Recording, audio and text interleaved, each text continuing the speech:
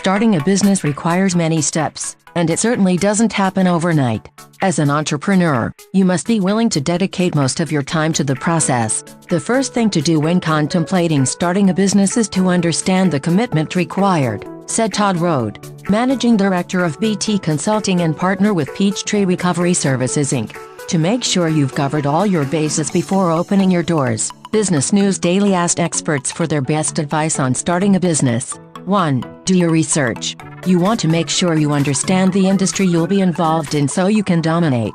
No matter how unique you might think your business idea is, you should be aware of competitors, said Ian Wright, founder of British Business Energy.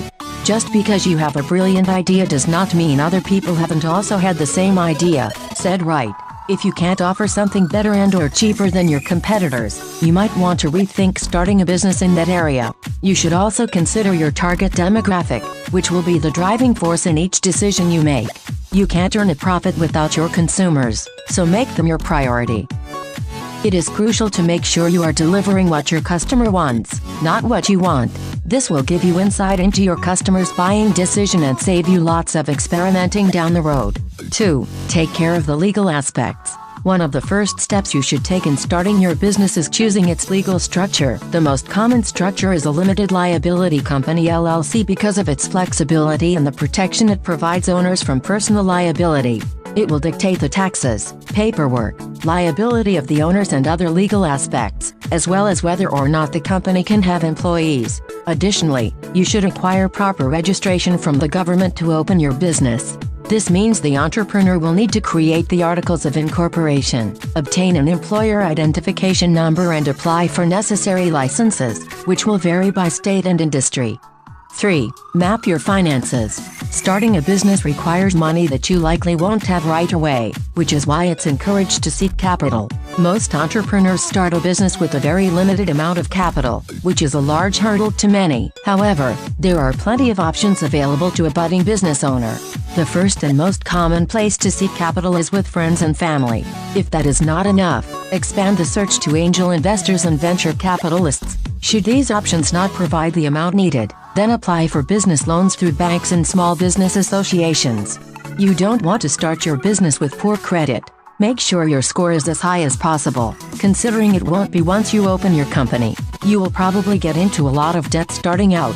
So, you'll have to be able to finance your personal life through your own savings. If your credit score isn't so great, you'll only be able to borrow less money at higher interest rates. If you want to start a business, increase your credit score so you have a greater ability to borrow as much as you need. Travis Sickle, certified financial planner of Sickle Hunter Financial Advisors, advised entrepreneurs to be organized with taxes and fees.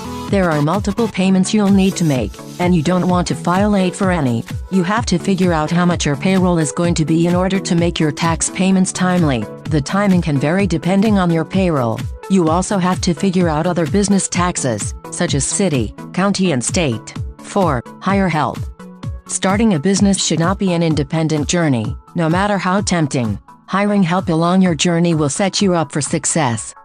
One piece of advice he'd give business owners is to have a coach or mentor. Another smart hire is an accountant.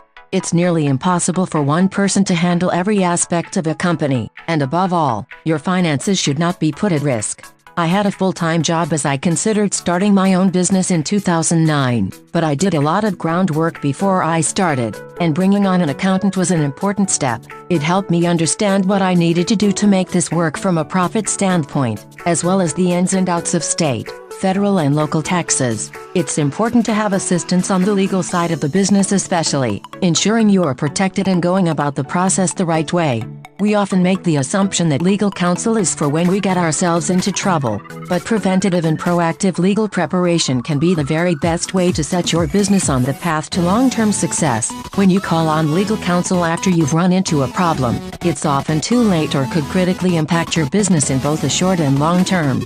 Investing in their insight at the start of your business can pay a huge return later on by keeping you out of trouble before you even get into it.